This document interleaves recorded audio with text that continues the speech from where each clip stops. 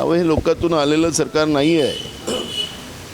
हे निवडणूक आयोग आणि भाजपच्या सिंडिकेटमध्ये आलेलं सरकार आहे. त्यामुळे लोकांचं घेणं देणं यांना नाही. राज्याला अजून किती लुटता येईल, 2.5 वर्षात त्यांनी ते लुटलंच, पण पुन्हा 2.5 वर्षात राज्याला किती लुटता येईल आणि मलाईदार खातं आणि मलाईदार जिल्हे कसे मिळतील याच्यावर सगळा जोर चाललेला आहे.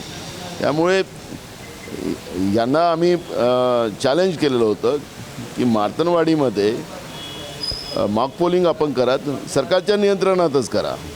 मुख्यमंत्र्यांनी सांगितलं की तिथले आमदार त्यांच्यावर दबाव आणतात.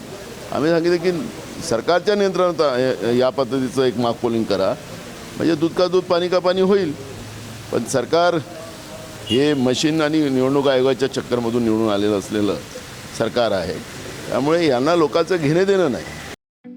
ठळक घडामोडींसाठी देशोन्नती न्यूज चॅनलला सबस्क्राईब करा आणि बेल आयकॉन प्रेस करा. मुंबई, पुणे, नागपूर, मराठवाडा असो का विदर्भ, राजकीय, सामाजिक, शैक्षणिक क्षेत्र असो का क्रीडा, सर्वच घडामोडीचे विश्लेषण पाहायला विसरू नका. फक्त देशोन्नती न्यूजवर.